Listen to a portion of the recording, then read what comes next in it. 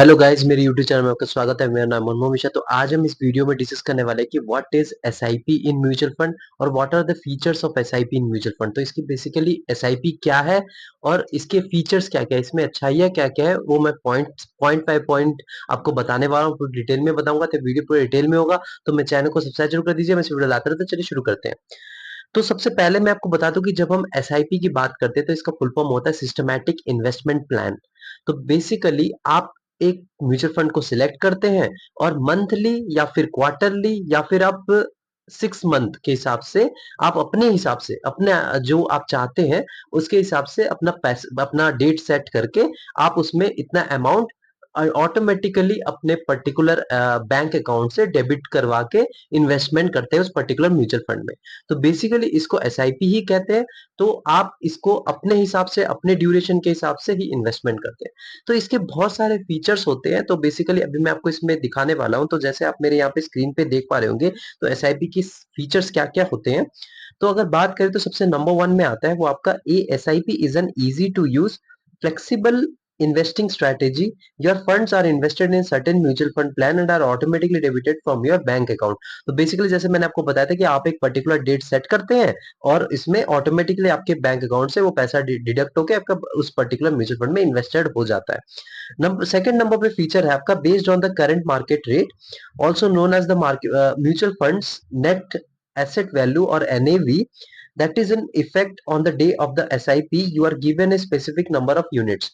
तो बेसिकली आप जब उसमें इन्वेस्टमेंट करते हैं, मतलब जो आप अमाउंट परचेज करते हैं, तो वो एनएवी के फॉर्म में होता है और आपको वो एनएवी के हिसाब से और मार्केट कंडीशन के हिसाब से वो जितना यूनिट्स होता है वो आपको परचेज करवा के आपके पोर्टफोलियो में आ जाता है। तो बेसिकली यही इसमें लिखा गया है। तो additional scheme units are added to your account at market rate each time you make an investment. तो मार्केट रेट जो चल रहा है उसके हिसाब से आपको यूनिट आपके पोर्टफोलियो में आ जाता है। As a result, units are purchased at various prices and investors profit from rupee cost averaging. तो बेसिकली जब आप हर मंथली एसआईपी करते हैं तो आपका जो रुपी कॉस्ट एवरेजिंग, मतलब एवरेजिंग बेसिकली क्या होता है, जैसे कि मान लीजिए आज का महीने अभी मार्केट अप है तो आपका पैसा यहाँ पे 1000 रुपए लगा। सेकंड महीना देखा तो मार्केट नीचे गया तो आपको वहां पे भी 1000 रुपए लगा। तो यहाँ पे क्या लॉन्ग रन में वो एवरेज आउट हो जाता है और फिर अच्छा खासा रिटर्न मिल जाता है। यहाँ पे आप मार्केट को ट्रैक नहीं कर रहे हैं, आपका अमाउंट ऑटोमेटिकली डिडक्ट हो जा रहा है। मार्केट अप है या नीचे है वो मैटर नहीं कर रहा है।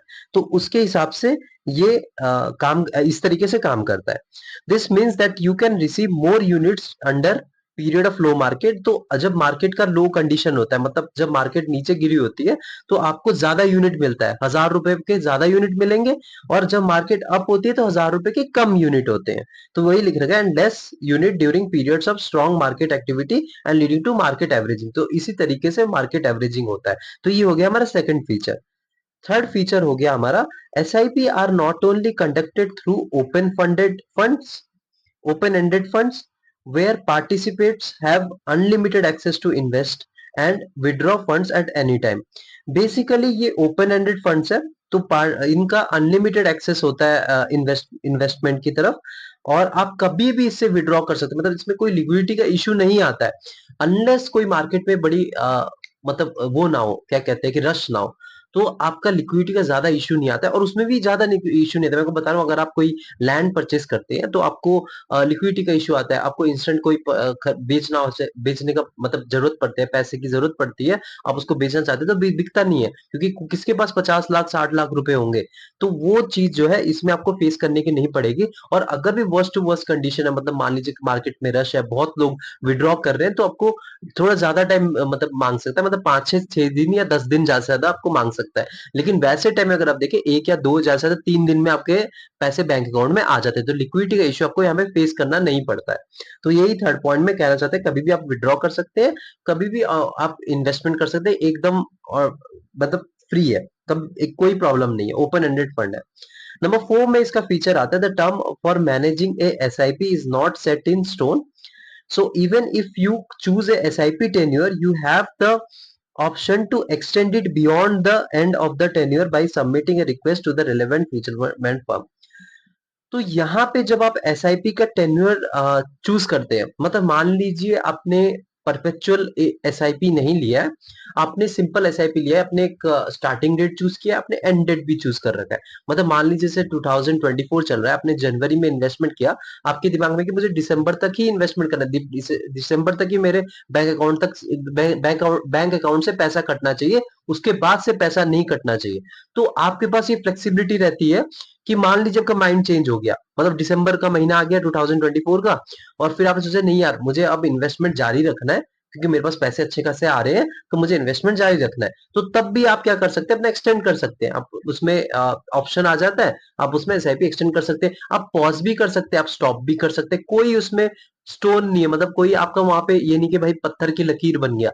तो वहां पे कोई पत्थर की लकीर नहीं है कि आपने ये चूज किया तो ये हो गया, उतना नहीं है। आप कभी भी एक्सटेंड कर सकते हैं, कभी भी उसको शॉर्ट कर सकते हैं, कभी बंद भी कर सकते हैं, स्टॉप भी कर सकते हैं, पॉज भी कर सकते हैं, कुछ भी कर सकते हैं आप। ये एक फ्लेक्सिबिलिटी रहती है इसपे।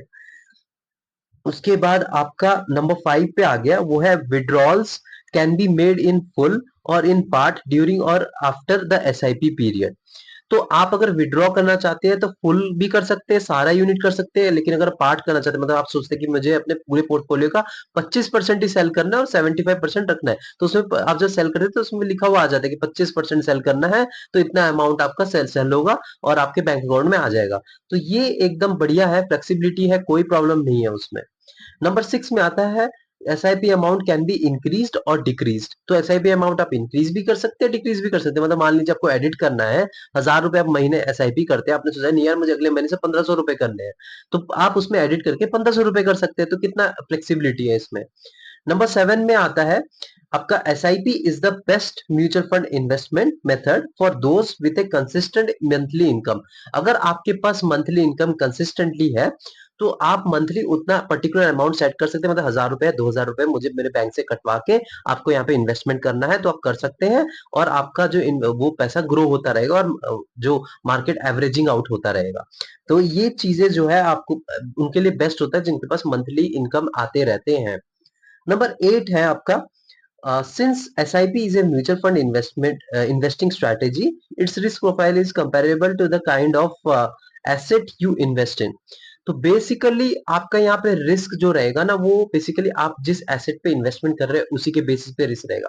जैसे कि मैंने बताया कि हर एक वीडियो में बता रहा है कि आपका ये सब्जेक्ट टू मार्केट रिस्क होता है, इसमें कोई स्कैम नहीं होता, इसमें सब्जेक्ट टू मार्केट रिस्क रहता है।